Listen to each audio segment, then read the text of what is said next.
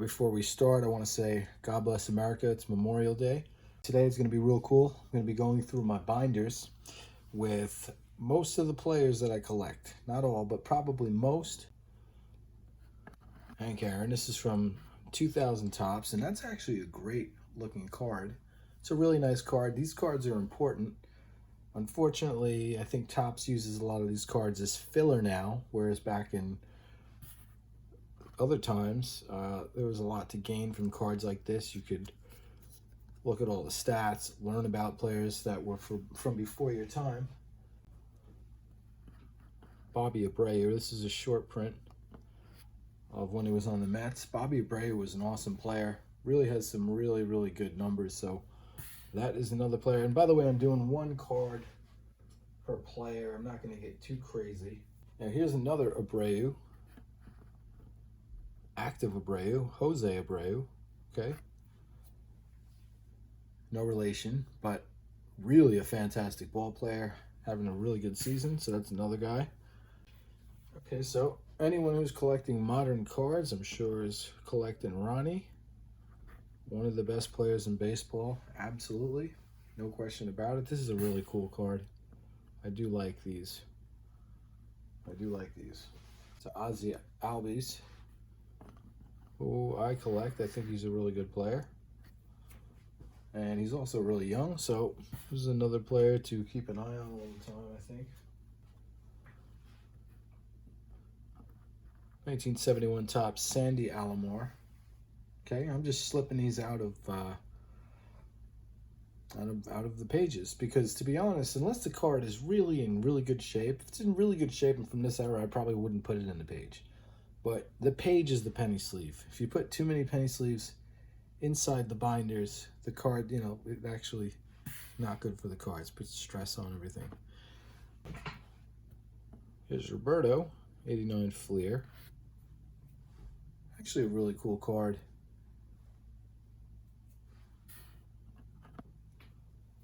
Now, here's another player that I like, Pete Alonso. Seems like a good dude, even though he's a Met. What can you do? Nobody's perfect, but I'm joking. Love the 1972 design, and I really like this card. Pete Alonso is another guy in my binder. Everyone's favorite, Jose Altuve. I mean, you can say whatever you want. He's a really great player, this guy. He really is. Yes, he's probably a serious cheater, but I don't know how much of that cheating he could have done everywhere. I mean, who knows, right? I'm not gonna get into that guy or do him any defend him at all. Anyway, Tim Anderson, 2017 Topps. Tim Anderson's another player that I collect. I think he's awesome. Really talented player. And moving on to Nolan Arenado. This guy's one of the best players in the game right now, if you ask me. Certainly. I mean, I think he's the best third baseman. This is a short print, 2017 Topps. Pretty cool card. Pretty nice. Javier Baez. The Magician. This guy's out of his mind. Great player. Fun to watch. I saw that clip. If you guys... I know you guys watch baseball. You saw that clip where he really created a situation where the first baseman followed him back to home plate. For what reason, I have no idea. He should have just pedaled back, stepped on first. Jeff Bagwell.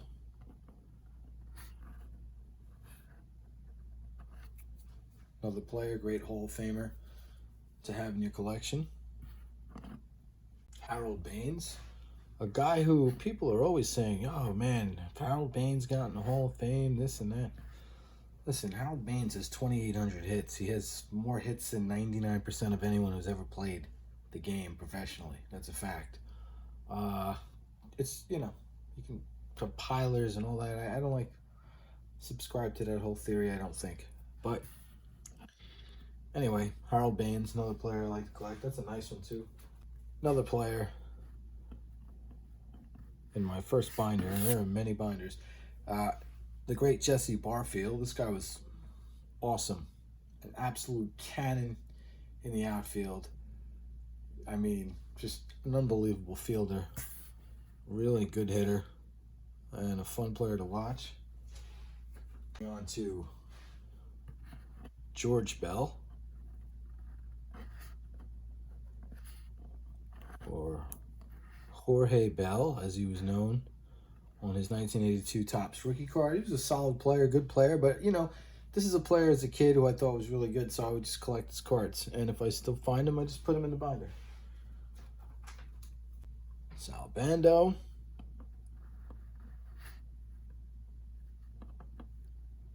An important part of those 70s athletics teams. Really solid, good player. This is a great card. Those jerseys, really, really nice. And unfortunately for Oakland, looks like the days are numbered of the Athletics in Oakland. On to another player I really liked, Don Baylor. Maybe the best DH of all time. Great player, hit a lot of bombs, super powerful.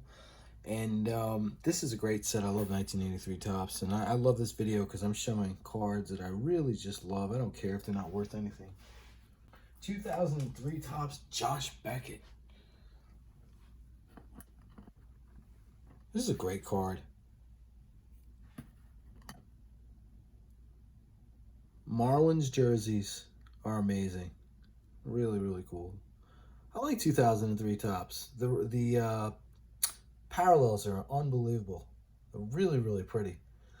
You know, I don't mind that it has the blue border. I'm kind of going a little bit out of order because my books apparently are out of order.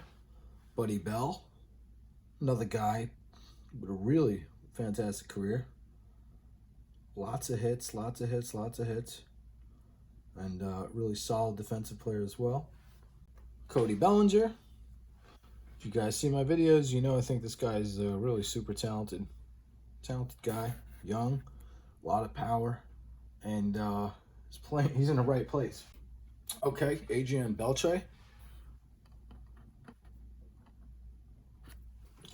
This guy has unbelievable numbers, guys. If you're not familiar with this guy, go check out his numbers. His rookies are cheap. Probably end up in a Hall of Fame. Oops. That's all right. What are these for if you can't drop them once in a while? And by the way, 2011 Topps is just a really beautiful design. Another awesome player who has to put much more distance between himself and the cheating scandals and all that stuff. But Carlos Beltran, great player. Really, really fantastic ball player. And I'm picking some of my favorite cards here. I just love this card, you know? It's a really nice looking card. Here's Shane Bieber. Modern player that I collect who's really good. This guy's a fantastic pitcher.